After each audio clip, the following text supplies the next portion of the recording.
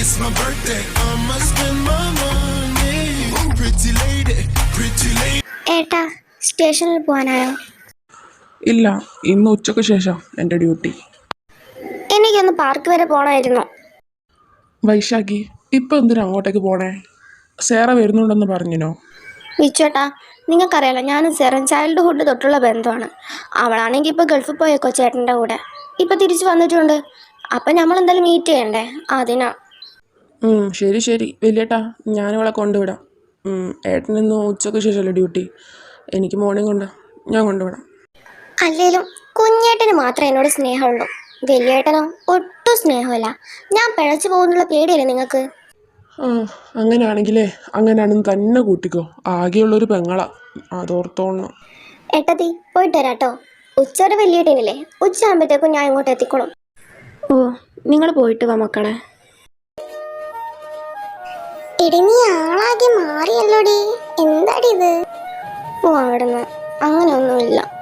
അല്ല, ഇപ്പോഴാണ് എന്നെ കാണാൻ വരാൻ തോന്നിയത്? എത്ര വർഷമായി നീ ആ ഗൾഫിൽ പോയി കിടക്കുന്നത്?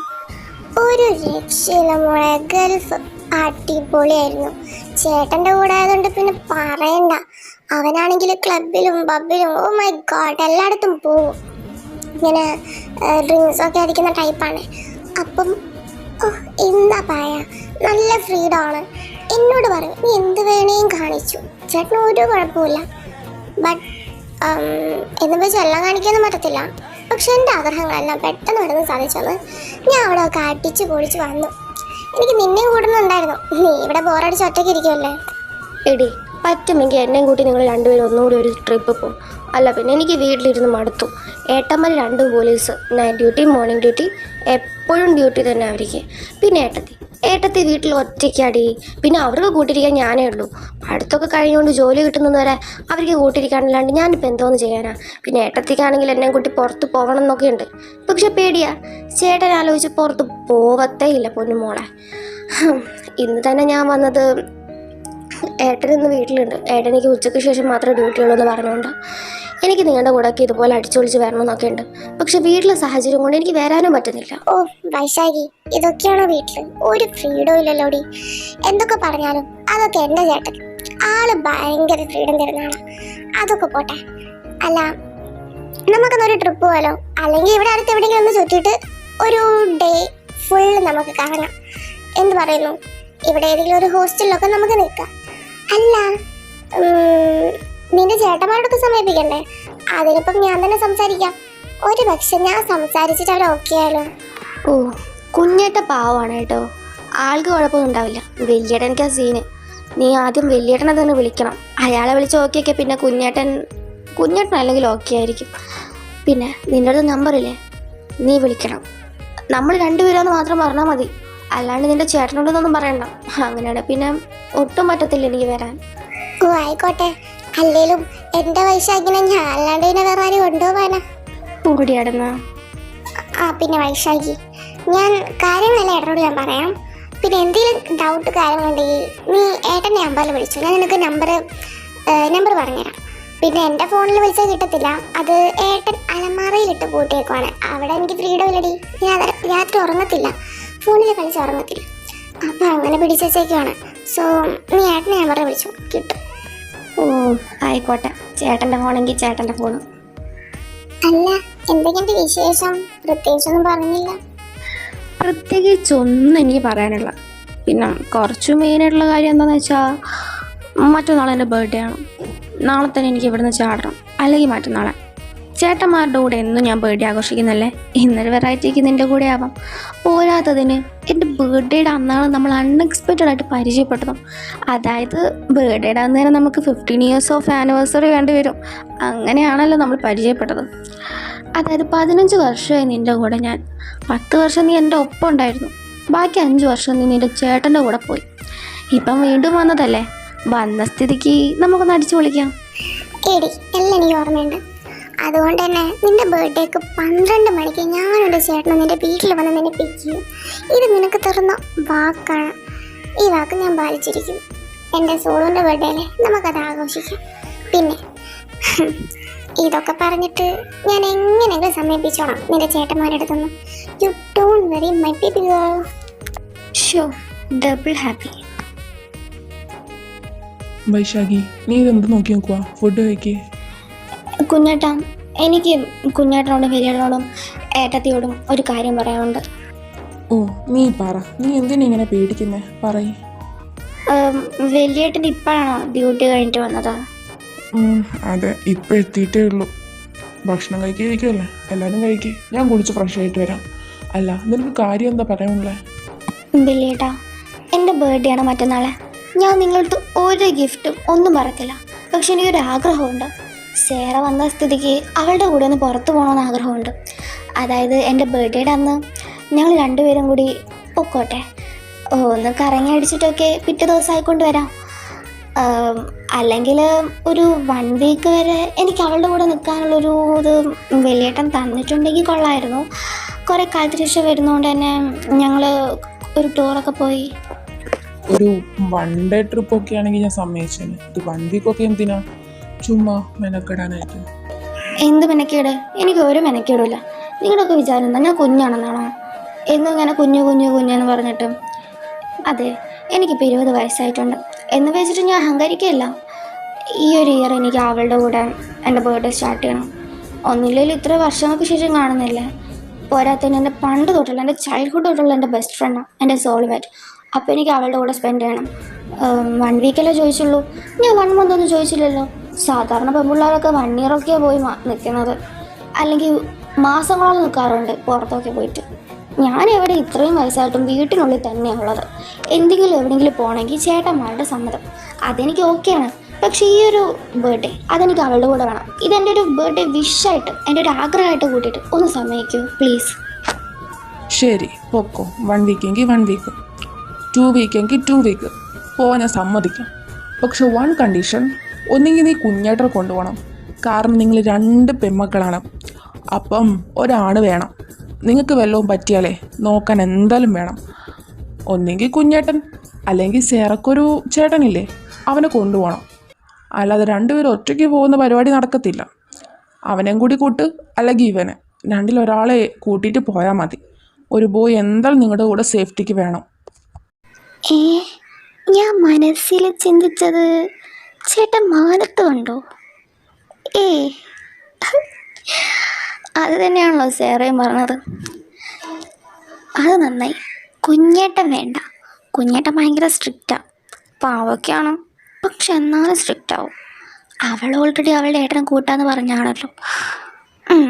അത് നന്നായി. എനിക്ക് പരിചയപ്പെടാമല്ലോ. പോരാത്തിന് ഞാൻ അവനെ കണ്ടിട്ട് പോലുമില്ല. പണ്ടെങ്ങാനോ കണ്ടതാ നഴ്സറി പഠിക്കുമ്പോൾ.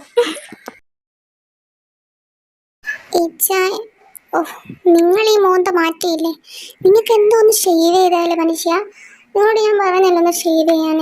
ഒരുമാതിരി ഗൾഫിൽ നിന്ന് വന്ന ആ ലുക്കും കൊണ്ട് ഇവിടെ നിൽക്കണം കേട്ടോ. എനിക്ക് പേടിയാവുന്നു. ഇതെന്തോ ഇത്? മാറ്റ്, ഷേവ് ചെയ്യ്. പിന്നെ ഒരു ഇമ്പോർട്ടൻ്റ് കാര്യം പറയാനുണ്ട്. മറ്റന്നാളാ എൻ്റെ സോളുവിൻ്റെ ബർത്ത്ഡേ. സോ നമുക്ക് 3 പേർക്കും കൂടി ഒരു 1 വീക്ക് ട്രിപ്പ് പോകണം. അതിന് ഷേവ് ചെയ്തിട്ട് വന്നാൽ മതി. താടിയും മീശൊക്കെ ഉണ്ടെങ്കിൽ അന്തസ്സുള്ള പയ്യന്മാരാവുള്ളൂ.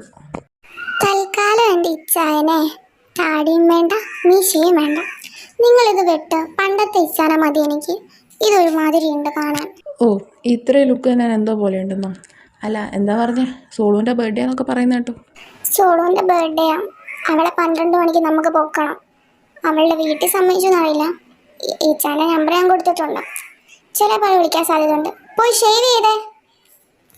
ഓ, ഷേവ് ചെയ്യാൻ പണ്ടാരോ. എനിക്ക് മടിയാവുന്നു. കോപ്പ്. എന്താ ഇത്? കാണ്ടാമൃഗമോ? ഒന്ന് ഷേവ് ചെയ്യുമോ? പെങ്ങൾ ഇത്രയും നിർബന്ധിച്ച സ്ഥിതിക്ക് എൻ്റെ ഈ സൗന്ദര്യമുള്ള താടിയും മീശയും അന്തസ്സും എല്ലാം കളയാൻ ഞാൻ തയ്യാറാണ്. അച്ചോടാ, പോയി ഷേവ് ചെയ്യിച്ചേ. സേറയുടെ ചേട്ടനെ വിളിച്ചാലോ? അല്ല, ഇവിടെ വീട്ടിൽ സമ്മതമാണെന്നൊക്കെ പറയാം. 1 വീക്ക് ഓക്കെയാണ്. ആ, ചുമ്മാ അവിടെ എന്തായാലും കൂടി ചോദിക്കാം. താടിയും മീശയും പോയിട്ട് നോക്ക്. ഓഹ്, ഒരു ലുക്കും ഇല്ല. ഇതാരെ കോളാക്കിയിട്ട് കട്ടാക്കി കളഞ്ഞേ? മിസ് കോളാണല്ലോ. അയ്യോ, റിങ് പോയി, കട്ടായി പോയി. സേറ, 99 സ്റ്റാർട്ട് ചെയ്യുന്ന നിന്റെ ഫ്രണ്ടിന്റെ നമ്പറാണോ?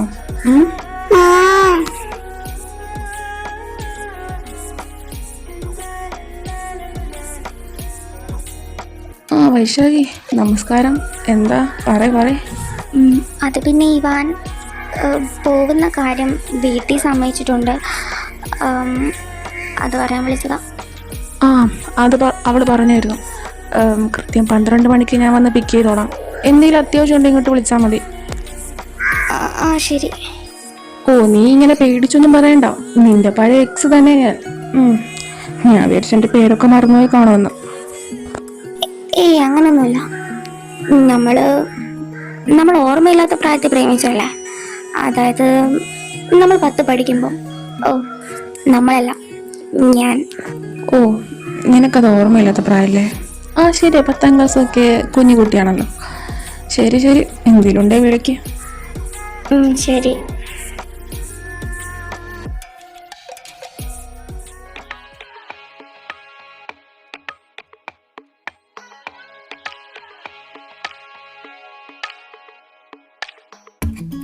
என் காதல் சொல்ல நேரமில்லை, உன் காதல் சொல்ல தேவையில்லை, நம் காதல் சொல்ல வார்த்தையில்லை, உன்னை மறைத்தாலும் மறையாது, ഞാൻ പോയിട്ട് അവളെ വിളിച്ചോണ്ട് വരാം. உன் கையில் சேர ஏங்கவில்லை,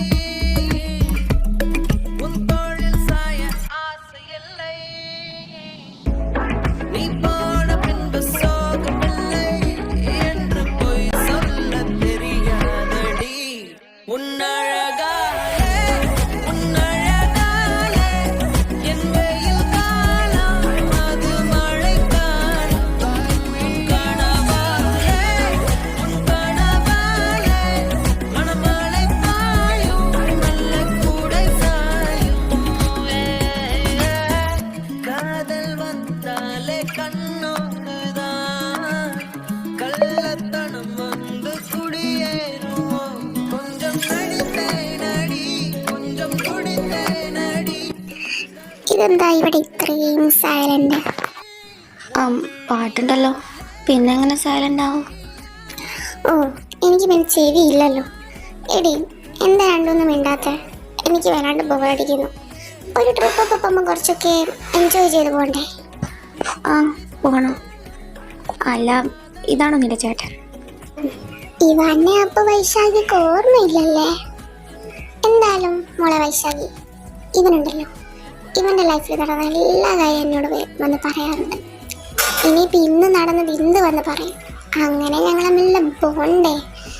അപ്പൊ പിന്നെ ഞാനൊന്നും മറന്നു പോറൊന്നുമില്ല.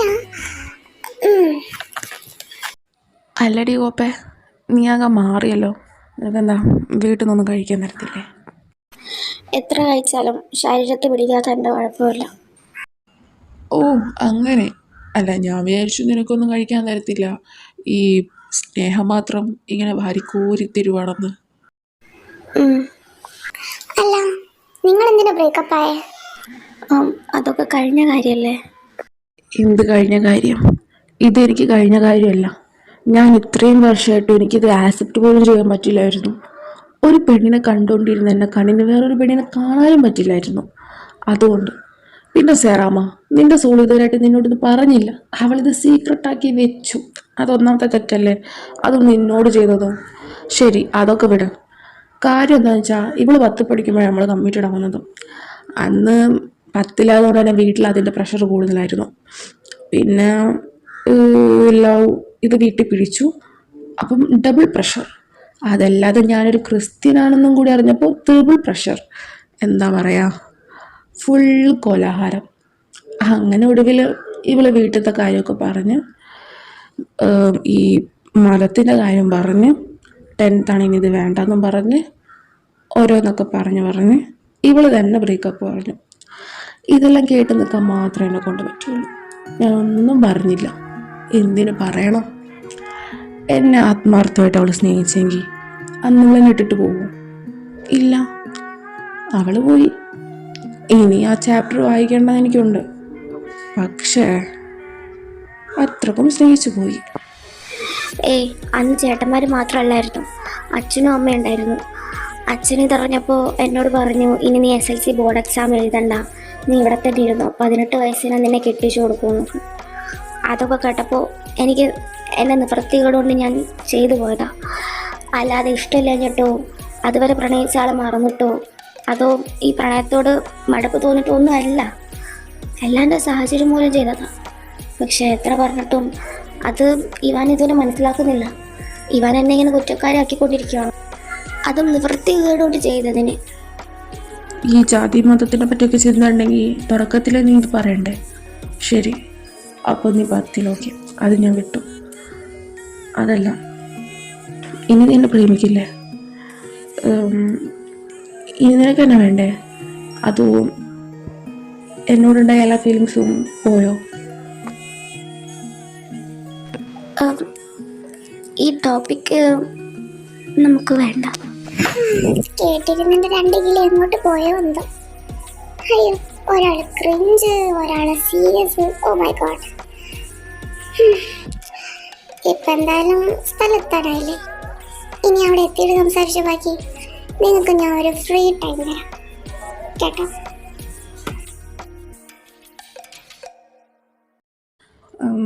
ഇതാണ് ഹോട്ടൽ, ഇവിടെ വെച്ചിട്ട് ആഘോഷിക്കാം.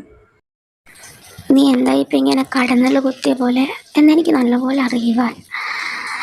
അതൊക്കെ ഞാൻ മാറ്റിക്കോളാം. എൻ്റെ ബർത്ത്ഡേ വിഷായിട്ട് ഞാൻ നിനക്കൊരു സർപ്രൈസ് തന്നെ തരാം. എടീ വാ, നമുക്ക് പോയി റൂം നോക്കാം. എടി, ഇതാണ് നമ്മളിപ്പം സ്റ്റേ ചെയ്യാൻ പോകുന്നത്. ചേട്ടൻ്റെ റൂമിൽ വെച്ചിട്ടാണ് ബർത്ത്ഡേ ആഘോഷിക്കുന്നത് കേട്ടോ. പ്രീ പ്ലാൻഡ് ആണല്ലേ മോളെ, ഞങ്ങളെ അങ്ങ് സെറ്റാക്കാൻ. ഓ, നീ ആണെന്നങ്ങ് കൂട്ടിക്കോ, അത്ര തന്നെ. என்னோடு சேர்ந்து வாழும் சோகம் எல்லாம் காற்றில் போக பார்க்கிறேன். கால்கள் போன பாதை ഹാപ്പി ബർത്ത്ഡേ. நான் போகிறேன். என் உள்ளே ഹാപ്പി ബർത്ത്ഡേ ലവ്. கதவு ஒன்று வெக்கப்பட்டு திறக்கிறேன். வாழ்க்கை போகும் എനിക്ക് 2 ബർത്ത്ഡേ വിഷ് ഉണ്ട്. ഒന്ന് ഇവാനെന്നെ എടുത്തോണ്ട് നിൽക്കണം, രണ്ടാമത്തത് ഞാൻ വയ്യ പറയാം. நான் என்ன செய்வேன், கன்ஃபியூஷன் ஆகிறேன். உள்ளுக்குள்ளே பறக்க பறக்க துடிக்கிறேன். பழக பழக பிடிக்குதே, பழைய ரணங்கள் மறக்குதே, தோகை வருடுதே பறக்க. ഇനിയൊരു പാട്ട്, അത് കഴിഞ്ഞിട്ട് എൻ്റെ വിഷ്, രണ്ടാമത്തെ എൻ്റെ വിഷ്. പണ്ടേതോ രാജ്യത്തെ രാജകുമാരിക്ക് മന്ത്രികുമാരനോട് ഇഷ്ടമായോ? കാണുവാൻ പോലും അനുവാദമില്ലെന്നാലും ആരാധനയോടവളിരുന്നു. പ്രേമയാമങ്ങളിൽ ഇരു ഹൃദയങ്ങളാൽ ഒന്നിച്ചു ചേരാൻ തപസിരുന്നു. സയ്യാവേ സയ്യാവേ സയ്യാവേ സയ്യാവേ. കണ്ണും കണ്ണും നെഞ്ചിൽ സ്വപ്നക്കൂടൊരുക്കുന്നു. മൗനം പോലും മെല്ലെ സ്നേഹം കൈമാറുന്നു.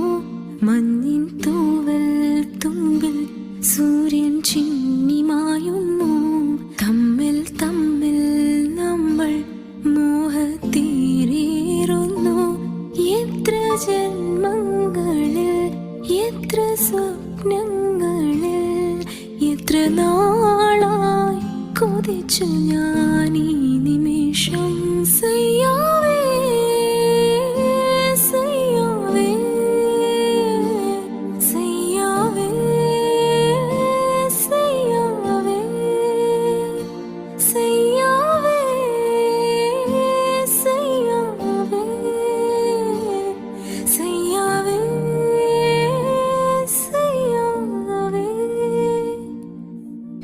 എൻ്റെ ലൈഫിൽ നീ വന്നതിന് ശേഷം സന്തോഷത്തിൻ്റെ പെരുമഴയായിരുന്നു. കുഞ്ഞുനാളിലാണ്, ഇന്നതില്ല. അത് കുഞ്ഞുനാളിലെ ഓരോ കാര്യം എന്നൊക്കെ പറഞ്ഞൊഴിഞ്ഞു മാറിയത് അതെൻ്റെ വീട്ടുകാരാലോചിച്ച് മാത്രമാണ്. പക്ഷേ നീ ഒരുപാട് ഹാപ്പി ആക്കുന്നുണ്ട്. എനിക്ക് വേണ്ടത് ഹാപ്പിനെസ്സാണ്. ലൈഫിൽ എല്ലാം മറന്ന് സന്തോഷമായിട്ട് ജീവിക്കണം.